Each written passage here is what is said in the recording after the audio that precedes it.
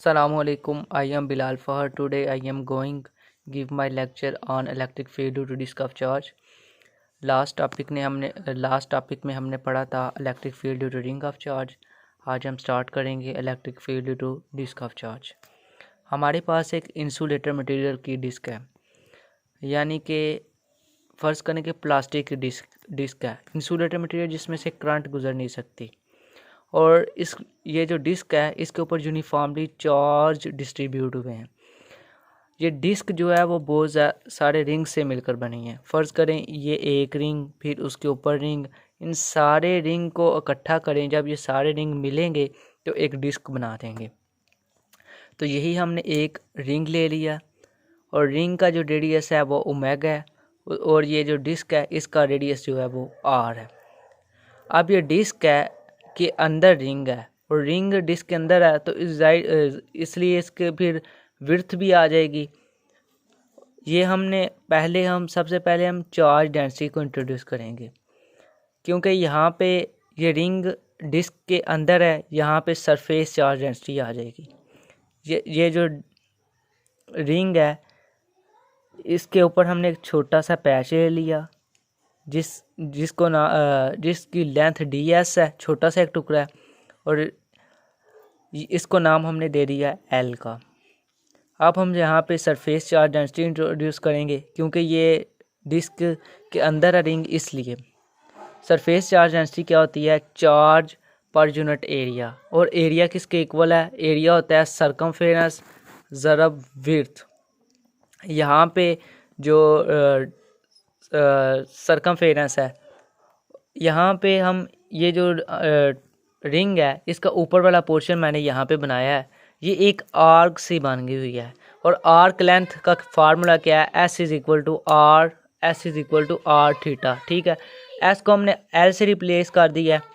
और यहाँ पे ये जो रिंग का हाफ पोर्शन है, इसका रिंग के सेंटर से जो फासला है वो ओमेगा है। सेंटर से यहाँ तक फासला, बाउंड्री तक फासला जो होता है वो रेडियस होता है, और यहाँ पे रेडियस ओमेगा है। और यहाँ से भी इसी तरह सेंटर से लेके यहाँ तक जो फासला है वो भी ओमेगा है, और एंगल जो दरमियान में बन रहा है वो डी अल्फ़ा बन रहा है।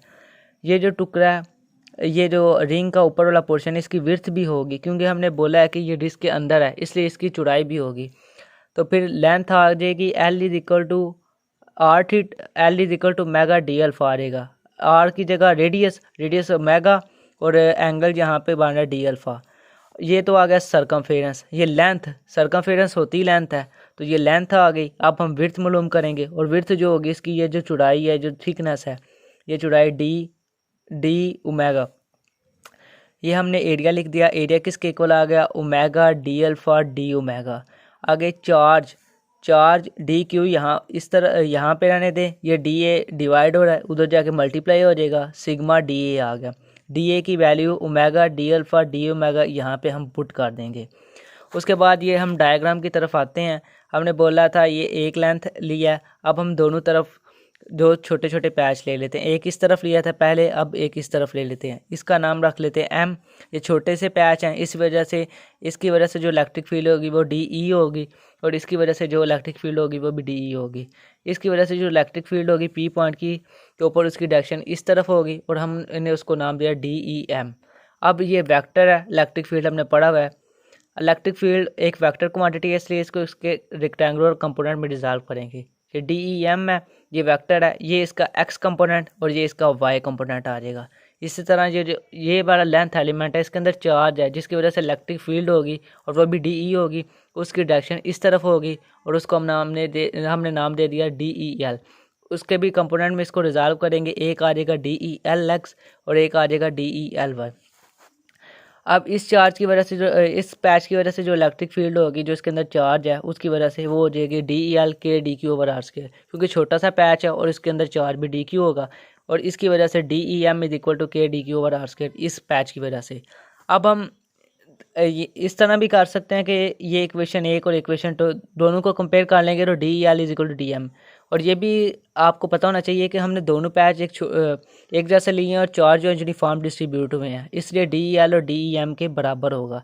अब हम रेक्टेंगुलर कंपोनेंट जो हमने यहाँ पे रिजॉल्व किए थे ऊपर, यहाँ पे डी ई एम के और डी ई एल के वो हमने लिख दिए। Rectangular component of D E l, एक आ जाएगा D E L x cos theta और एक आ जाएगा D E l y sine theta. और इसी तरह डी ई एम के जो कंपोनेंट हमने इसको रिजॉल्व किया था वो भी हम लिख लेंगे। वो आ जाएगा the rectangular component of D E M और D E M X D M cos theta और एक आ जाएगा D E M Y equal to D E M sine theta. इसके बाद फिर हम रिजल्टेंट यानी ऐड कर लेंगे यहाँ पे जो एक्स कंपोनेंट है दोनों के इलेक्ट्रिक फील्ड के, उनके और वाई कंपोनेंट जो दोनों के उनका रिजल्टेंट हम ऐड कर लेंगे, यानी टोटल हम इलेक्ट्रिक फील्ड एक्स और वाई की वजह से निकाल लेंगे, मैग्नीट्यूड निकाल लेंगे इलेक्ट्रिक फील्ड का। Resultant X component of electric field D E X is equal to D E X is equal आ जाएगा D E L X minus D E M X. क्यों आएगा? क्योंकि एक वेक्टर राइट वर्ड है और एक उसकी अपोजिट है। जब दो वेक्टर अपोजिट हो, एक राइट वर्ड और एक अपोजिट, तो जो अपोजिट होता है उसको हम माइनस पे ले लेते हैं। हमने बोला था कि ये दोनों पैच बराबर है तो इलेक्ट्रिक फील्ड की इन दोनों की वजह से बराबर होगी। यहाँ पे हम डी ई एल एक्स और माइनस यहाँ पे भी डी ई एल एक्स लिख सकते हैं। मैंने डायरेक्ट स्टेप किया, यहाँ पे डी ई एल एक्स मैंने कॉस थीटा पुट कर लिया। एक स्टेप यहाँ पे करना चाहिए था, मुझे डी एल एक्स लिख लेना चाहिए था, मगर यहाँ पे मैंने D L cos theta direct value put कर दिया। दोनों पैच जीरो हैं इसलिए दोनों अपोजिट हैं तो ये कैंसिल आउट हो जाएगा और जीरो आ जाएगा। वाई कंपोनेंट दोनों, इसका वाई कंपोनेंट डी ई एल का ये भी अपवर्ड और डी ई एम का ये भी अपवर्ड, ये दोनों ऐड हो जाएंगे और ये हमने लिख दिया d e y equal to, जब दोनों वेक्टर एक ही डायरेक्शन में हो तो वो ऐड होते हैं। डी ई वाई आ जाएगा D E l y plus d m y. अब ये जो डी ई एम है इसको भी हमने बोला था पैच दोनों इक्वल हैं, इसलिए इस एम की जगह भी हम एल लिख सकते हैं। ये एम की जगह भी हम एल से रिप्लेस कर देंगे, इन दोनों को ऐड हो जाएंगे, two D L by sine theta आ जाएगा। इसके बाद हम किसी भी वेक्टर का मैग्नीट्यूड निकालना हो तो उसके एक्स कंपोनेंट और वाई कंपोनेंट का स्केयर करते हैं। तो यहाँ पे डी ई था तो इसका एक्स कंपोनेंट डी एक्स का स्केयर प्लस डी वाई का स्केयर। एक्स कंपोनेंट जीरो हो गया था, यहाँ पे उसकी वैल्यू पुट कर देंगे। उसके बाद डी ई वाई उसकी वैल्यू यहाँ पे हम पुट कर देंगे, उसका स्केयर आ जाएगा। ये स्केयर और अंडर रूट दोनों कैंसिल आउट हो जाएंगे और टू डी ई एल साइन थीटा आ जाएगा। डी ई एल की वैल्यू हमने यहाँ पे निकाली थी, डी एल की value K D Q over R square. D L की वैल्यू यहाँ पे हमने पुट कर दी K D Q over R square sine theta. इसकी वैल्यू साइन थीटा होता है अमूद बटा बतर, यानी परपेंडिकुलर ओवर हाइपोटेन्यूज। ये हमारे पास एक ट्राइंगल बन रही है, ये बतर आर हो जाएगा हाइपोटेन्यूज, ये परपेंडिकुलर जेड और ये ओमेगा। यहाँ पे एंगल बन रहा है थीटा और थीटा के सामने परपेंडिकुलर के सामने हाइपोटेन्यूज और ये जो है बेस है। साइन थीटा होता है अमूद बटा बतर, perpendicular over hypotenuse, perpendicular Z over R आ जाएगा इसकी वैल्यू। और इसके बाद हम आर की भी वैल्यू निकालना चाहते हैं, आर स्केयर आ जाएगा z square plus omega square r की वैल्यू। यहाँ पे हमने मसला फिसागोरस लगाया है जिसको पैथागोरस थ्योरम भी कहते हैं। यहाँ पे हमने आर स्केयर और ये जो साइन थीटा की वैल्यू पुट की है आर स्केयर और आर क्यूब हो जाएगा, ये आर क्यूब आ गया। हमने हाइपोटेन्यूज थ्योरम लगाया और वो आ गया पैथागोरस थ्योरम लगाया, सॉरी, वो आ जाएगा r square is equal to z square plus omega square. दोनों तरफ अंडर रूट ले लें तो 1/2 उसकी पावर होती है अंडर रूट की, तो ये 2 और 1/2 कैंसिल आउट हो जाएंगे और यहाँ पे 1/2 आ जाएगा। अगर हम दोनों तरफ इस तरफ भी तीन से मल्टीप्लाई कर दें इधर भी तो आर क्यूब आ जाएगा और आर क्यूब की वैल्यू आ जाएगी Z square plus omega square इसकी पावर 3/2। ये हमने आर क्यूब की value Z square plus omega square इसकी पावर 3/2 पुट कर दी और डी क्यू की वैल्यू हमने निकाली थी पीछे, वो एरिया डी क्यू किसके इक्वल था सिग्मा डी ए, और डी ए की क्या वैल्यू आई थी लंबाई सरकमफेरेंस ज़रब विड्थ। सरकमफेरेंस क्या किसके इक्वल आया था आर्क लेंथ बनी थी, वो मैंने आपको बताया था आर्क लेंथ बनी थी तो वो बना था S is equal to are theta और L is equal to omega D alpha. तो ये ओमेगा डी अल्फ़ा और विड्थ उसकी क्या थी डी ओमेगा, और ये जो जेड है साइन थीटा वाला वो ऊपर आ गया। ये हमने वैल्यू पुट कर दी। अब हमको ये जो इलेक्ट्रिक फील्ड है ये रिंग की वजह से आई है।